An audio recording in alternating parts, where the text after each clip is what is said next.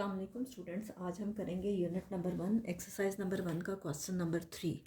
और question number 3 जो है उसमें प्रॉपर्टीज़ का जिक्र है और इसमें जो प्रॉपर्टीज़ हैं वो प्रॉपर्टीज़ हैं इक्वलिटी की, यानी जिसमें इक्वल का साइन यूज़ हो रहा है। अब देखें कि जो फर्स्ट प्रॉपर्टी है उसमें कह रहे हैं कि प्रॉपर्टी जो है बताएं और जस्टिफाई करें। अब देखें आपके पास है 1 multiply by Y minus 2। 1 multiply हो रहा है वाई माइनस 2 से और आंसर जो है वो वाई माइनस 2 ही आ रहा है। इसमें मेरे ख्याल से दो प्रॉपर्टीज़ यूज़ हो सकती हैं। एक तो ये है कि जब भी आप किसी भी नंबर को 1 से मल्टीप्लाई करते हो, सपोज़ कि मैं 1 को ए से मल्टीप्लाई करती हूँ, आंसर हर सूरत में ए ही आता है। कोई भी रियल नंबर आप ए ले लें, फॉर एग्ज़ाम्पल आप 5 ले लें, 6 ले लें, जो भी आप लेना चाहते हो, ए जो है वो कोई सा भी रियल नंबर है। जब आप उसको 1 से मल्टीप्लाई करते हो तो आंसर आपके पास वही नंबर आता है। फॉर एग्ज़ाम्पल अगर मैं 1 मल्टीप्लाई बाय 6 करती हूँ तो आंसर जो है वो 6 ही आता है। 1 मल्टीप्लाई बाय 7 करती हूँ, आंसर 7 ही आता है। तो हम ये कहते हैं कि 6 जो है वो बिलोंग कर रहा है रियल नंबर को, इसी तरह से 7 भी बिलोंग कर रहा है रियल नंबर को। तो यहाँ पे जो प्रॉपर्टी यूज़ की गई है ये आपके पास मल्टीप्लिकेटिव प्रॉपर्टी भी हो सकती है। इसे मल्टीप्लिकेटिव आइडेंटिटी भी कहते हैं कि जब वो नंबर किसी से भी मल्टीप्लाई हो रहा है तो वही नंबर आपके पास आता है। एक तो इसमें ये प्रॉपर्टी भी आप कह सकते हैं कि ये वाली यूज़ हुई है। दूसरी प्रॉपर्टी इसमें हम ये कह सकते हैं कि हमारे पास होती है distributive property of multiplication over subtraction. Suppose कि कोई नंबर है ए इंटू बी माइनस सी, ठीक है। ए बी से मल्टीप्लाई हो रहा है और ए सी से, ए बी माइनस ए सी, ठीक है। अब यहाँ पे दिया गया है 1 मल्टीप्लाई बाय वाई माइनस 2। अब 1 मल्टीप्लाई हो रहा है पहले y से और इसी तरह से 1 मल्टीप्लाई हो रहा है फिर 2 से, तो ये आपके पास y माइनस 2 ही आता है। तो हम ये भी कह सकते हैं कि ये प्रॉपर्टी जो है वो डिस्ट्रीब्यूटिव प्रॉपर्टी ऑफ मल्टीप्लिकेशन, यानी पहले मल्टीप्लाई हो रहा है, distributive property of multiplication over subtraction, multiplication over subtraction. तो हम ये भी कह सकते हैं कि इसमें ये प्रॉपर्टी यूज़ हो रही है।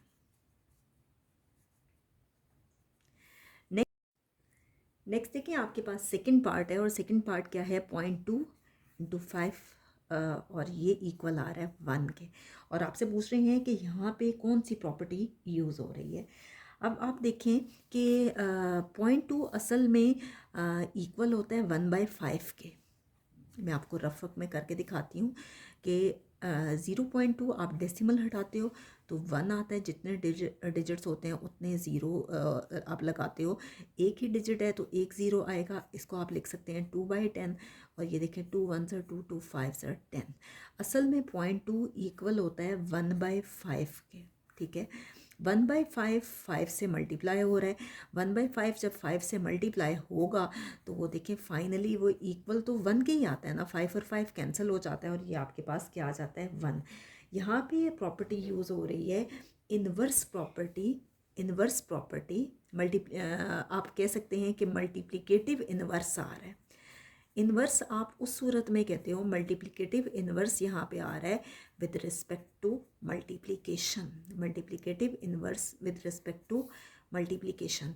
और इन्वर्स आपके पास किस सूरत में होता है कि जब आप उसका रेसिप्रोकल लेते हो। सपोज़ कि आपके पास ए है और ए का रेसिप्रोकल आपके पास 1/a होता है, यानी आप उसका इन्वर्स लेते हो और ए कैंसिल हो जाता है, आपके पास 1 आता है। या आप 1/a ले सकते हैं, उसको a से मल्टीप्लाई करें तो वो 1 आता है। असल में a कोई सा रियल नंबर होता है, आप कोई सा भी नंबर सपोज कर सकते हो। a ज़रूरी नहीं है कि आप यहाँ a लिखें, आप लिख सकते हैं for all 5 belongs to real, आप कोई भी नंबर सपोज कर सकते हो। और उस नंबर को जब भी आप उसका रेसिप्रोकल लेंगे तो वो हमेशा इक्वल आएगा 1 के। तो यहाँ पे मल्टीप्लिकेटिव इन्वर्स प्रॉपर्टी यूज़ हो रही है विद रिस्पेक्ट टू मल्टीप्लिकेशन, क्योंकि ये मल्टीप्लाई हो रहा है। ये आपके पास था सेकंड पार्ट। नेक्स्ट है थर्ड पार्ट, और थर्ड पार्ट में आपके पास क्या है जी स्टूडेंट्स, नेक्स्ट है आपके पास थर्ड पार्ट, और थर्ड पार्ट है x+2 + y = y + x+2। अच्छा, मैं उस दिन एक वीडियो देख रही थी और उसमें ये एक्सप्लेन किया गया था कि ये एसोसिएटिव प्रॉपर्टी है। जबकि ये एसोसिएटिव है नहीं। एसोसिएटिव तो आपके पास उस सूरत में होती है कि ए प्लस बी प्लस सी, आपके पास कोई से 3 रियल नंबर्स हैं, ए प्लस बी प्लस सी, ठीक है। यहाँ देखिए ए प्लस बी पे अगर मैं ब्रैकेट ले लेती हूँ और यहाँ बी प्लस सी पे ए प्लस बी को सॉल्व करती हूँ और यहाँ बी प्लस सी को सॉल्व करती हूँ, तो ये आपके पास एसोसिएटिव प्रॉपर्टी होती है कि अगर ये तीनों नंबर्स बिलोंग करें रियल को। अब देखिए इस वाले में ना, अगर आप इस क्वेश्चन में देखें तो यहाँ पे x+2 है और इधर भी x+2 पे ब्रैकेट है, और अगर आप इस साइड पे देखें तो इस पे भी x+2 पे ब्रैकेट है। तो आपके पास ये जो नंबर दिया हुआ है, इसको आप सपोज कर लें कि ये आपके पास, सपोज कि ये a है x+2 और b आपके पास क्या है y, ठीक है। ये a जो है वो x+2 है, b आपके पास y है, तो a प्लस बी इक्वल होता है b प्लस a के। आप देखें a की जगह आप x+2 ले लें और b आपके पास है y, इसी तरह से b आपके पास है y और a आप x+2 ले लें, तो ये आपके पास commutative property with respect to addition है, या आपके पास associative property with respect to addition नहीं है। अगर एसोसिएटिव प्रॉपर्टी होती तो उस सूरत में x+2 पे अगेन ब्रैकेट ना आती, ये तो दोनों सेम साइड्स हैं। तो ये आपके पास है commutative property with respect to addition, और कम्यूटेटिव प्रॉपर्टी में सिर्फ ये होता है कि आप दूसरी जगह उसकी पोजीशन को दूसरी साइड पे चेंज कर देते हो। जैसे मैं आपको इसकी एग्जांपल देती हूँ कि सपोज़ के मैं लेती हूँ 1+2 इक्वल है 2+1, 1+2 भी आपके पास 3 आता है और 2+1 भी आपके पास 3 आता है। ये इन्होंने कम्यूटेटिव प्रॉपर्टी ही यूज़ की है, लेकिन उसको थोड़ा सा उन्होंने घुमा फिरा के आपको दिया है कि आपको इससे कि इजीली आप इस चीज़ को फाइंड नहीं कर सकते। याद रखिएगा एसोसिएटिव प्रॉपर्टी में अगर a प्लस बी पे ब्रैकेट है तो दूसरी साइड पे b प्लस सी पे होगी। अगर इसी तरह से मैं लेती हूँ x प्लस वाई प्लस सी, तो एसोसिएटिव की सूरत में ये होगा x प्लस वाई प्लस सी, इस पर ब्रैकेट होगी, क्योंकि यहाँ हम x प्लस वाई को सॉल्व करते हैं और इस साइड पे y प्लस सी को। तो ये आपके पास है commutative property with respect to addition. Next है आपके पास फोर्थ पार्ट। फोर्थ पार्ट में आपके पास है -3b प्लस 3b और कह रहे हैं कि ये इक्वल है 0 के। ये प्रॉपर्टी आपके पास है एडिटिव इन्वर्स, ठीक है। एडिटिव इन्वर्स कैसे है कि एडिटिव इन्वर्स में क्या होता है कि -a प्लस a, जब आप इसको कैंसिल करते हो तो उस सूरत में आपके पास 0 आंसर आता है, या आप a प्लस -a को ब्रैकेट में ले लेते हो तो आपके पास answer a plus minus minus ये भी आपके पास 0 आता है। एडिटिव इन्वर्स में आंसर आपके पास हर सूरत में 0 आता है। एक नंबर पॉजिटिव होता है और दूसरा नंबर जो है वो नेगेटिव होता है। फॉर एग्जांपल मैं ले लेती हूँ -3 प्लस 3, ये कैंसिल होके 0 आता है। इसी तरह से मैं ले लूँ 4a प्लस -4a, तो ये भी आपके पास 0 आता है, ठीक है। तो ये आपके पास है एडिटिव इन्वर्स।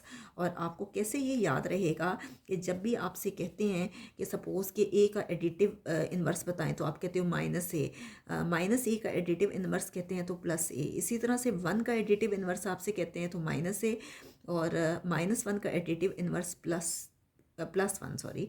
इसी तरह से 4 का एडिटिव इन्वर्स -4 और -4 का एडिटिव इन्वर्स आपसे पूछा जाए तो +4 आता है। तो ये आपके पास है जी एडिटिव इन्वर्स। नेक्स्ट है आपके पास fifth part x plus 5 -1 x plus 5 पे ब्रैकेट है और यहाँ 5 -1 पे, यानी ये दे रहे हैं a प्लस बी और यहाँ -c दे दिया है, और इसी तरह से a प्लस बी -c। मुझे लगता है कि इसमें बुक पे कुछ मिसप्रिंट है। यहाँ पे ना असल में ये माइनस नहीं है, असल में ये प्लस है, क्योंकि एसोसिएटिव प्रॉपर्टी में क्या होता है कि अगर यहाँ a प्लस बी पे ब्रैकेट है तो b प्लस सी पे सपोज़ कि a x है, b 5 है और c 1 है, तो मेरे ख्याल से बुक पे यहाँ मिस्टेक है। ये associative property with respect to addition है, और associative property with respect to addition को किस तरह से सॉल्व करते हैं ये भी मैं आपको बल्कि इसी क्वेश्चन को ही करके बता देती हूँ। बुक पे मुझे यही लग रहा है कि इसमें मिस्टेक है, क्योंकि अगर यहाँ माइनस आए तो यहाँ पे कोई कोई भी प्रॉपर्टी अप्लाई नहीं हो सकती। मे बी कोई होती हो, लेकिन मुझे नहीं लग रहा कि इस तरह की कोई भी प्रॉपर्टी इसमें यूज़ हो सकती है। ये आपके पास देखें, x+5 को, अगर x कोई भी नंबर है, आप इसको पहले सॉल्व करोगे। सपोज़ कि मैं x ले लेती हूँ 3, ठीक है, तो मैं 3 वैल्यू पुट करती हूँ, 3 + 5 + 1, इसी तरह से 3 + 5 + 1। अब देखिए 5 + 3 होता है 8, 8 + 1, क्योंकि हम ब्रैकेट को पहले सॉल्व करते हैं। 3 प्लस यहाँ 5 और 1 ब्रैकेट में इसको पहले सॉल्व करेंगे। 6 + 3 9 होता है और 8 + 1 भी 9 होता है। मेरे ख्याल से यहाँ पे associative property with respect to addition है। इसके अलावा तो कोई प्रॉपर्टी इस पर अप्लाई नहीं हो सकती। नेक्स्ट है आपके पास 6th पार्ट, और 6th पार्ट है जी -3, और ये मल्टीप्लाई हो रहा है 2 - y से, और ये आंसर आ रहा है आपके पास -6 और +3y। अब ये सेम वही b आपके पास है 2 और c आपके पास है जी y, ठीक है। डिस्ट्रीब्यूटिव प्रॉपर्टी क्या होती है कि सपोज ये a है, ये b है और ये है c। a पहले मल्टीप्लाई होता है b से, और इसी तरह से फिर a मल्टीप्लाई होता है c से। इसी तरह से हम करके देखते हैं कि -3 जो है वो 2 - y से मल्टीप्लाई हो रहा है। -3 पहले मल्टीप्लाई हो रहा है 2 से, और फिर ये माइनस माइनस हो गया प्लस, और 3 मल्टीप्लाई किससे हो रहा है, y से। ये आ गया -6 + 3y। तो सेम डिस्ट्रीब्यूटिव प्रॉपर्टी में ही ऐसा होता है। ये है आपके पास distributive property of multiplication over subtraction. Properties के लिए मैं आपको डिटेल में एक वीडियो बना के एक्सप्लेन करूँगी। मैंने डायरेक्टली आपको एक्सरसाइज से स्टार्ट करवा दी है कि मैं साथ साथ आपको एक्सप्लेन कर सकूं कि इसमें कौन कौन सी प्रॉपर्टीज़ अप्लाई हो रही हैं और क्यों हो रही हैं। लेकिन इंशाल्लाह ये प्रॉपर्टीज़ करवाने के बाद मैं आपको एक वीडियो में डिटेल में ये प्रॉपर्टीज़ जो हैं वो एक्सप्लेन करूँगी इंशाल्लाह। नेक्स्ट वीडियो में इंशाल्लाह हम जो लास्ट क्वेश्चन है, जो क्वेश्चन नंबर 4, जिसमें इनइक्वालिटी की प्रॉपर्टीज़ यूज़ हो रही हैं। इनइक्वालिटी वो होता है जिसमें ग्रेटर का स्मॉलर का, या ग्रेटर देन और इक्वल टू और लेस देन और इक्वल टू, इस तरह के सिंबल्स साइंस यूज़ होते हैं। तो इंशाल्लाह हम नेक्स्ट वीडियो में क्वेश्चन नंबर 4 कंप्लीट करेंगे।